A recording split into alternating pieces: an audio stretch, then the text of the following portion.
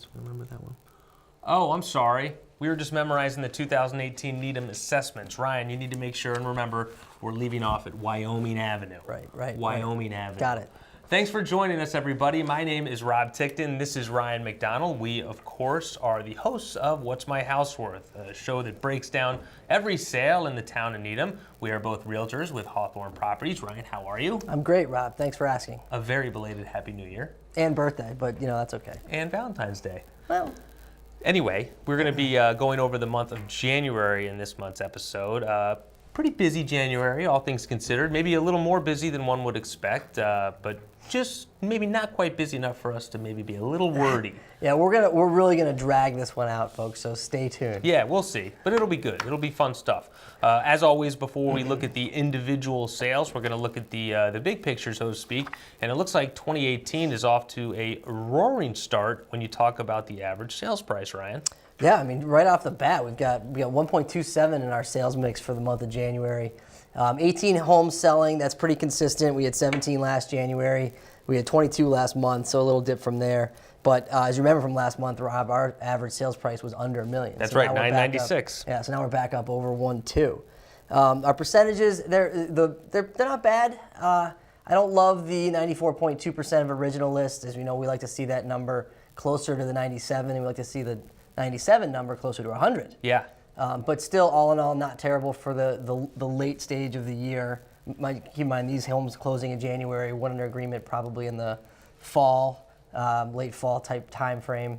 68 days on market, that speaks to that time frame as well. Right, and also probably the fact that there were a lot of higher priced homes that sold, True. Which probably contributes to the spread between the sale price and the original list. Yeah, for sure. Yeah. So 68 days on market is pretty good for this time of year.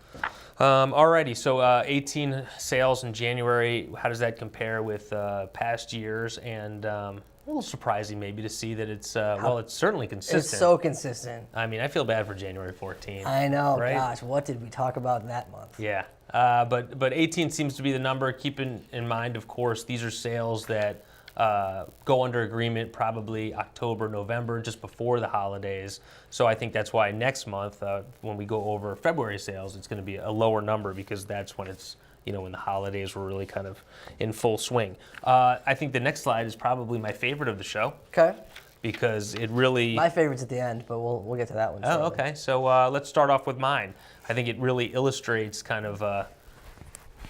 how nice it is to be, I guess, a seller in Needham, right? I mean, look at January 13 and look what it's done other than that blip in 16. Keep in mind, a lot of this has to do with inventory mix, right? So it's just 1 month, it's a point in time, and you never know, but if there's a direction you want it to head, certainly that's the one. Right. I mean, if that graph's going the other way, we're having an entirely different conversation. Right. Altogether. Yeah, we're having All right, let's look at the individual sales. We're going to start low, work our way up, Ryan. There's quite a mix this month. A lot of high sales, some low ones as well. Yep. So 11 Gould is going to be where we begin this journey throughout Needham. Gould, this one pretty close to Central, also close to Millsfield, and a smaller lot here, Ryan. Yep. I mean, this is as pretty straightforward as a deal as you can get. It's a great entry home into Needham. You're getting it for under $6. It's clean, very very straightforward. 5 days on market, 3 beds, 1.5 baths. Yes, Gould is it's a bit it's a bit of a cut through street for sure. Yeah. But this is, like I said, getting it's priced to go, sold in 5 days. You're in a Needham for $550. I think everybody's happy on Gould Street. Right, well priced. Priced at $559, sells pretty quickly. Dated, but move-in condition. Yeah, clean, very clean, ready to go. So, sorry about that. Some late-breaking real estate news. That'll have to wait till after the show.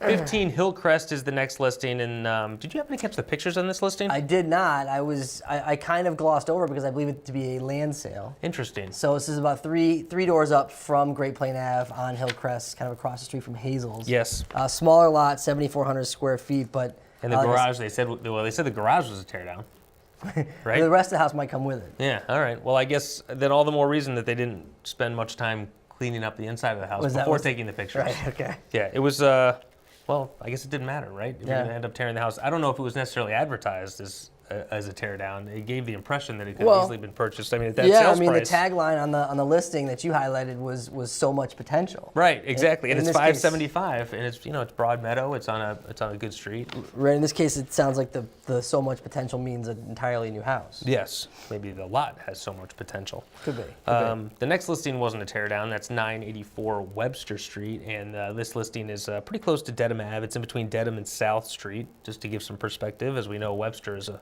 pretty long street. You know what I liked about this listing, Ryan, was the aggressive early $50,000 price drop. Right? Followed very closely by the not as aggressive $900 price drop. Yeah, well, listen, but I thought the 50,000 one put it under agreement, but then maybe it went back on, and then that's when they dropped it to $900. I think so. Yeah. Oh, okay. It's a good looking house.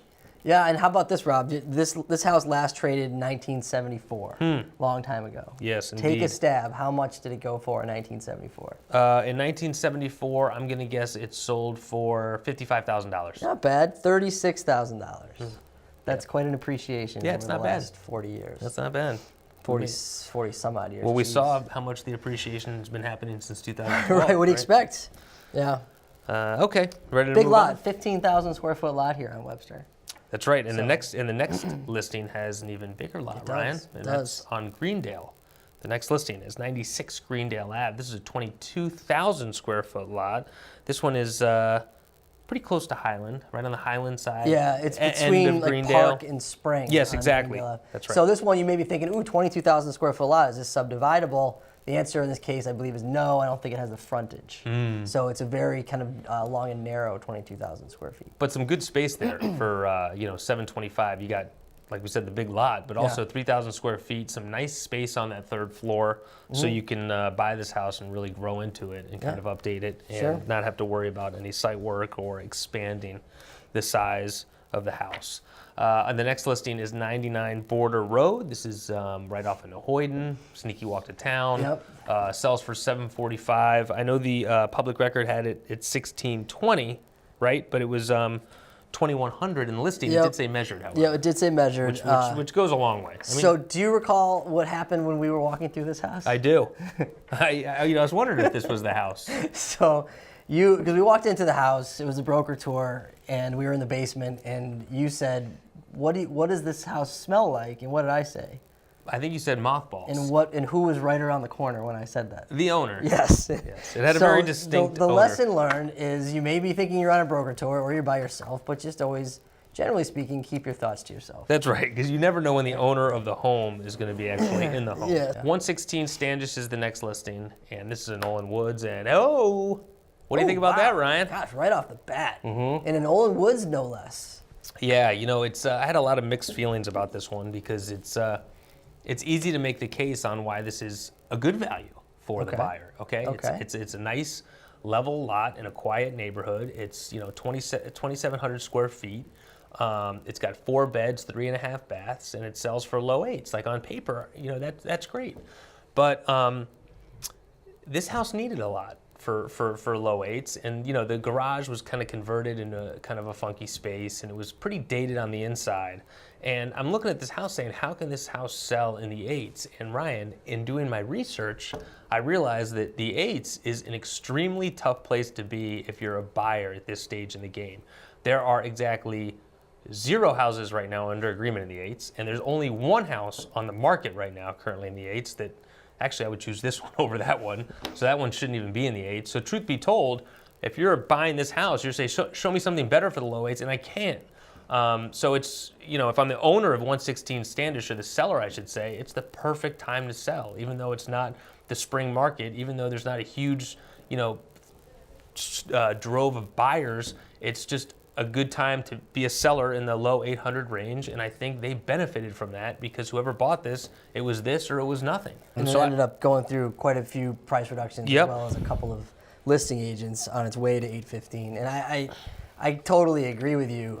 It is one of those times where if you're a seller, you do have the 8s to yourself. Yeah. So you can really have your way with the 8s in terms of pricing your house. The 8s have always, even when the market was not nearly where it is now, the 8s was always kind of an odd, just sort of random price point to be in.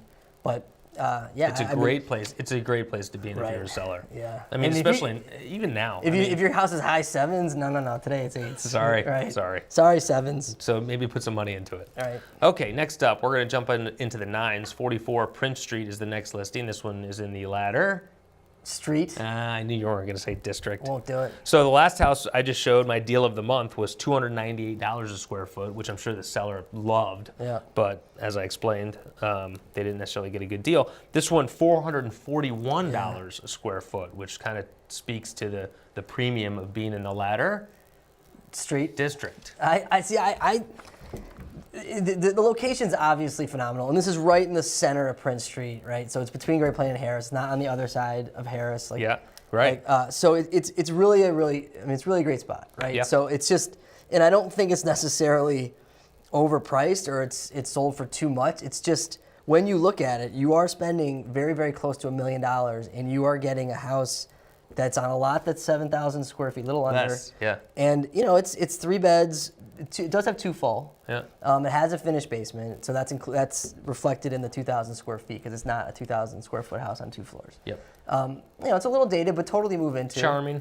Charming. You're paying for the location. Yeah. That's it. And a wonderful neighborhood. It's just sometimes when we do this, you do find yourself going, man, it really is expensive to live in Needham. And Yeah. I think this house reflects that. Yeah. And not in a bad way. It's just one of those things that gives you, a little bit of pause. Right. If we thought the buyer was overpaying for it, it would be a deal of the month for the seller. Right. And it's not. It's a fair value for the home. It's just It's just crazy that it's that's the fair when value. we do see buyers coming in saying, I can't believe that this costs that. Yeah, And right. it does. But- Especially when they don't understand the nuances Right. of the town and location. A lot of buyers' first trip to Needham is they go home at the end of the day, scratching their heads and kicking rocks a little bit. I thought you were going to say a lot of people's first trip to Needham is their last trip to Needham.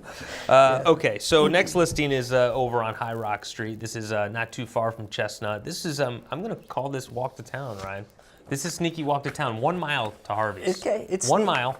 It's sneaky walk to town for sure. You're walking down High Rock, then Chestnut, so it's a busy walk to town. Well, you can cut through Emerson. Oh, that's true. So, that's true. It's between Emerson and Richdale and High Yeah, Rock. I mean, it was a nice looking house. It is a nice looking house. 4 beds, 3 baths, good space, 2,200 square feet. It's interesting when you look at this Totally one up. renovated too. Yeah, right. So if you look at this one at 930 up against Prince at 910, right? It's just fascinating, because you could see both sides, right? Right. So on Prince, you're putting a lot of your money into the location. On High Rock, you're putting a lot of your money into the renovated house, and it's also it's 8276. That's the square footage. There's a bunch of homes in Needham that are that exact same lot size. Yep. But this one is completely it's like a pie. It's a very odd shaped lot, but it's just funny how in Needham when they were carving these lots up, you still Right. get to that number one way or another, whatever shape you choose, but you're getting to 8276. All right. Yeah, very good. Next up, Mark Lee. We're going to Needham Heights, Yep. 32 Mark Lee Road. This is a very charming house. Yeah, it's some good history to it too. Yeah, good high visibility location for those that frequent the Heights. This is 4 price drops in 93 days. So Including two on the same day. is that right? Yeah. Which I look at, maybe it was like it was A keyed miss, in, hit yes, send, and then you right. just, wait, you know what? I want to tweak that a little bit. So this one was owned by William Carter. Those of you might recognize the name from Needham lore. The Carter family was associated with some mills in Needham and throughout Massachusetts. His partner originally were the Lee brothers, John and Mark, and ironically here we are on the house on Mark Lee Road. So that's where that road's name comes from. So just a few fun facts about This is the beauty of about this having house. a low number of sales. We get We to need to fill some time. dazzle the viewers with this knowledge. And thanks, by the way, the listing agent was the one who prompted that little investigation. Very good. The mention of the Carter family was in the listing write-up, so I just took that a little further. Very good. Nicely done. Not a whole lot of history with the next listing. No, it's very new.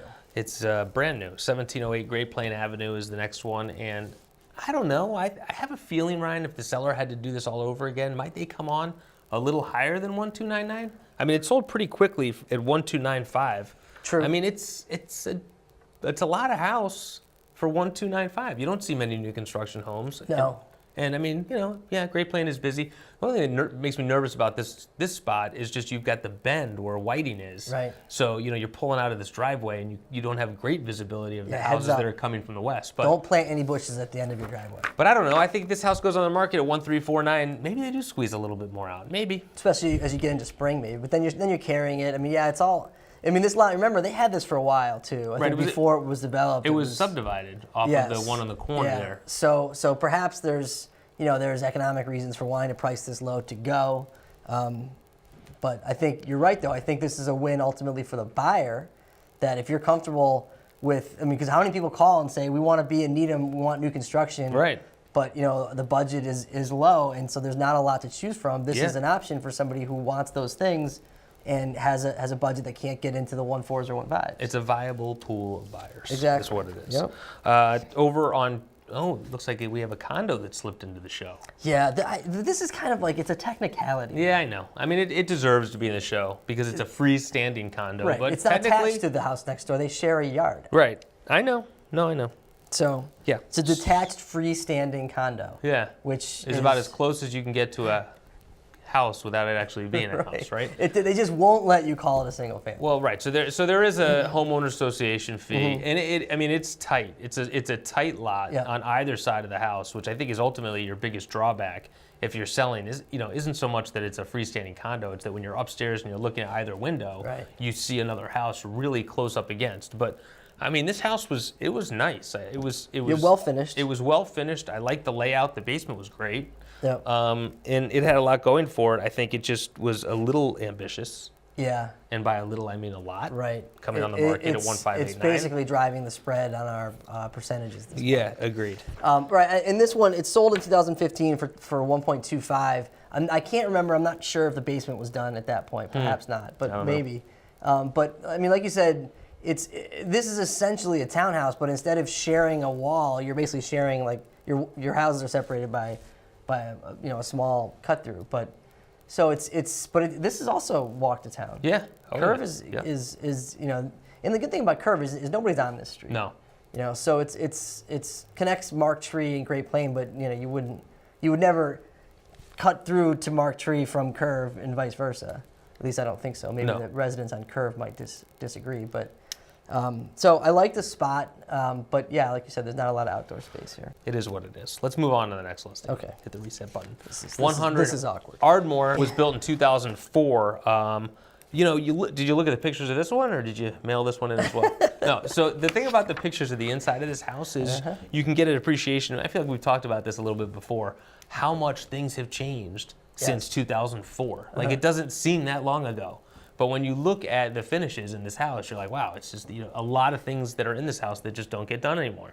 Like the darker cabinets and the brass, finishings, doorknobs. Yeah, just a lot of that stuff. It's still a nice house, and I mean the listing agent definitely did a great job, selling it, at least with the description, and it got a good number. So yeah, but speaking of the number, I mean, how about the fact that this seller takes an offer of $75,000 under asking in a week? Yeah. So that's interesting. That is interesting. I'd love to know the kind of the details behind that, because that you don't necessarily see a seller willing to take that kind of an implied discount. I'm not saying it's the house sold for less than it was worth. I'm just suggesting that convincing a seller to take an offer at $75,000 under asking in a week isn't normal unless there was not a lot of activity. Yeah, there was no other interest, and maybe it was a cash buyer. Cool, right. It could have had a lot of P&S. Yeah, maybe the closing was in a week, and you're just okay. Yep. But big lot, 17,860 square feet plus minus, and a short hop, skip, and a jump to Elliott. There you go. Over onto 127 Arch Street. I have a theory about this one, Ryan. That they use a lot of paint inside and out. No, that if they would have spent, call it $10,000 just to paint the orange, just to repaint the orange, if the sellers did. Yep. You can leave the gables, leave the stonework, that's fine. Just paint the orange. But you see the inside of the house too. Yeah, This is I the did. same thing. I know, it was a little crazy in there too. Yeah. But I do think if they spend the money just to paint the outside, they get a higher number by double of what it costs them to do. I do. This one, or back in 2013, it was rather. Yep. And people, we go through this with our customers, and they start talking about resale value in terms of the context of decisions they're making on their own custom design. And no one typically people custom build a home to be used only for a short period of time. Yeah. It's usually they're in it for the long haul. Right. And then the conversation, you sort of trying to discount resale value as a thing, as a factor. You drop it down on the list of priorities. You want to encourage people to do what they want to do. Yeah. Don't turn a blind eye to resale value. But in this case, you're absolutely right. This is something, we say it all the time, what's like one of the easiest things you can change on a house is the paint, right? So you could easily have taken this from a very unique house into a more generally appealing house for resale purposes. Yeah. And you probably would have seen a return on that, as you said, in a very short, concise way, and I've now made much longer. Right. Yes. There's many ways to skin a cat. Yours just takes a lot longer. Yep. 89 Glendale Road is the next listing. This is a house that I saw Ryan. Yep. Had a chance to walk through. Very close to the intersection of Glendale and Glendale. That's correct. How about the heated garage for a spec home? You don't see that every day. You definitely don't. So this was a very, very nicely finished home. It was 3 finished levels, and the lot was a little funky because, you talk about the pie shape, so it didn't have much in the way of a backyard that hurt it. 2 things I noticed about this house. Well, one, that it's propane, right? So there's no natural gas in that Glendale neighborhood, so it's either propane or oil or geothermal. And the other thing I noticed is they did some really nice built-ins in this house, really nice built-ins in the first floor office, but they didn't do really any built-ins in the first floor family room. So my thought is, if you're going to do built-ins, do it in the family room, because that's where you're going to be spending so much more time, as opposed to these bookshelves in this office that you would think just one person would probably be using. And the buyer, you don't have the wow factor. Yeah, a buyer who wants that is likely to ask for that at the end, and it may be something that you add for a buyer. Or maybe they don't want it in the office, but they definitely want it in the family room. And you mentioned the heated garage, and I first looked at that, and we don't have too many customers that ask for a heated garage. No. But what we do notice sometimes is that the room above the garage can be the one that has maybe a couple degrees below the rest of the house. So the heated garage, you may not have a need for your actual garage space to be heated, but if you have the garage heated, or even keep the heat on a little bit, it will help regulate the temperature of the room above it, regardless of the insulation of that room. Right, but it's there's obviously a cost to that. Yeah. So it's the classic comfort versus cost. You want the room to be heated, you're going to crank it up a little bit. Yep. Okay, next listing, 38 Rockwood Lane, and this is one that our office was involved with Ryan. You look at this and you say, why does it sell for $59,000 over list when it's been on the market that long? What you don't see in the listing sheet is that it included a finished basement. The basement was finished after the buyer and seller got their agreement together, and so instead of it being 4,300 square feet, it was closer to 5,500 square feet, hence the increased purchase price. Next listing, 68 Pheasant Landing. This is a big lot. It's on a cul-de-sac, correct? Yeah, I knew that. Well, fun fact. Yep. Is anyone out there, or anyone in here, studio audience can participate as well. This is fun. What is the plural of cul-de-sac? What is the plural of cul-de-sac? Is it cul-de-sac? It is cul-de-sac. Cul-de-sac? Yeah. Really? It is. It is. Kind of like brothers-in-law. There you go. Yeah. Very good. I don't love it. Yeah, well, you can take that up with Noah Webster. Is that the inventor? Huh? Isn't that the guy that whipped out the dictionary? Yeah. Way back when? Yeah, I guess you're right. Okay, well, anywho, so this house, built in '87, for the daughter of a media magnate. So you can look that up on your own out there. Okay. Renovated since. This was basically bought, then a quick renovation, put back on the market. I mean, we liked it. We thought it was really cool. Yeah. The only thing I didn't really love was the basement. I thought Yeah. they kind of mailed it in down there. They got done with the rest of the house and then just ceiling tiles. threw the basement together. But otherwise, I thought it was very, very nice. Got a good number for it, too. Yeah, So, speaking of good numbers, we're in that range. Next listing is, I think, one that you're going to want to talk about, Ryan. I can ramble on this one a little tiny bit. Okay, I mean, just make sure it's not more than that. This one, and again, you could accuse me of low-hanging fruiting this with being on the market for 685 days. But we went through this house a couple of times. It's over $2 million. The one thing, it just didn't have some of the features that I would come to expect in that price point. Yeah. Most notably, the bedrooms were left bare in terms of the flooring.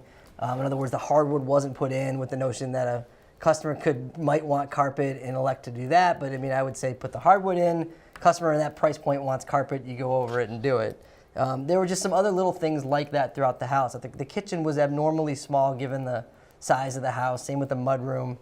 Those are two areas that I would put a lot of focus on in a $2 million home. That's what has a wow factor. That's what sells. A nice house. It was well built. The lot was very nice, but it's just, to me, I think if you're paying that amount of money, there's certain expectations that go along with it. It sat on the market for a while, and I think ultimately, still, I'm calling it my deal of the month for the seller because I thought it was going to sell for under $2 million. Ah, So, all right. sellers, despite all that, Yeah. still happy. Some good knowledge you had there. If nothing else, you know what else that house does? It sets the benchmark for new construction on Whitman. Right? True. So if somebody wants to sell a lot now on Whitman, it's an acre, give or take. This is basically the comp that you're going to pull up to project what a new construction is going to sell for. Okay. Okay, last listing, the big seller, and it's a pretty big one, Yeah, Ryan, it is. right? This It is is. definitely, putting out a biggie just 1 month into the year. 129 Edgewater Drive sells for $2,649, and did you look at the pictures on here? I hate to keep going back to the pictures, but there were some nice looking pictures. This is a nice house. Yeah. I thought this house was spectacular. I like the lot. I like the location. I thought it was very, very well positioned, well finished. And kudos, you're putting it out there at a big number. And anytime you're treading out in the 2 millions in Needham, you don't have a big bucket of comps to look at. You've got few comps to look at, and none of them are going to be spot on, same specs. It's not like new construction in the 1.4s or 1.5s where you have 15, 20 houses a year that you can draw from. This is you're putting it out there. You're taking some risk. You're building a high-end luxury house. You're pricing it based on your knowledge of the market, and this one hit it out of the park. So I think it's great for Edgewater, this was too. really well done, well positioned on the sales side, and a really nice house to go along with it. I do think that this house is going to open the floodgates, so to speak, a little bit for this neighborhood. Could. Because this neighborhood is ripe to be turned Hopefully over. not, because it is on the Charles, so we don't want too much flooding. Ah, good point. Although this house is on the other side of the street, so you have to worry too much true. about it. Way to ruin it for me. Well, you don't want to make all these people that live on Edgewater now, you don't want to put them on Edgewater. Yeah, boy. All right, so that does it for our 18 listings. Before we go to our listing picture of the month, don't put it up there quite yet. Have you seen it? No. Do you know what it is? I have no idea. You haven't even seen it yet. No. You don't know what it is. Well, I know that It's a funny picture. I know in theory what it is. This specific one, no, I haven't seen Okay. it. All right. So with So I'm that, excited. I'm as excited as a studio audience. So everybody get ready. wow. Okay. So without any further ado, let's take a look at the January champion of the listing picture of the month. Congratulations to this woman and her dog. And Lassie. It All right, it looks like a little bit like a stuffed animal, doesn't it? Yeah. Like that could be a fake dog. It's not. I've looked closely. Right. And that's new. I mean, it's as far as our animal theme goes, it's right up there with the squirrel. Yeah. All right. I mean, this woman could be looking at her own listing saying, I didn't know this. I mean, she doesn't even, she might not know this picture was taken. Right. Yeah. All right. Yeah. It's good. It's Yeah. good. It shows you, it shows you how one might use that room. Right. You could use it to stare at your stationary dog. Nice hardwood floors, it looks fairly spacious. Right. Nice Okay. separate dining area. That- Okay. That's not bad. We right. haven't had a listing picture. Yeah, yet, I So I know. was excited, and you delivered. So Thank you. That's pretty good. I appreciate that. Good work. It means a lot. All right, market snapshot as we peek forward and maybe to the end of winter. I don't want to get ahead of myself. Wow. It's aggressive for being here in February. I know that's Talking a good point. about January. Anyway, I mean, so is this your favorite slide? Because mine was at the beginning. Was this the one that was yours? Well, no, I was looking forward to the listing picture. Oh, okay. So, well, this one's pretty good too because look at the single. So there's more like 29 listings, but 8 of them are condos. So They're trying to sneak in there, single families? Yeah, How I dare filtered them they? out. So 21 single-family homes on the market crazy. is outrageous. But I really think that it's bubbling. Like it's gonna happen. We're gonna see if we get a mild February, we're gonna see the spring market starting very soon. All right. Well, if that's the case, maybe some people want to give us a call. So if they do want to contact us in any way, shape, or form, Ryan, how would they go about doing They can that? call us, Rob, 781-707-6564. Okay. They can email us at rob.ryan@hawthornre.com. Yep. And I encourage you all to follow us on Twitter, and that is at Hawthorn_WMHW. Right. With those assessments now out, if people maybe want to protest or do an abatement, if you want some Now's help the with time. that, you can call us for that as well. Thank you to everybody in the studio audience today. Great job. And that'll do it for this month's installment of What's My House Worth. It's been a pleasure, and we'll see you again very soon.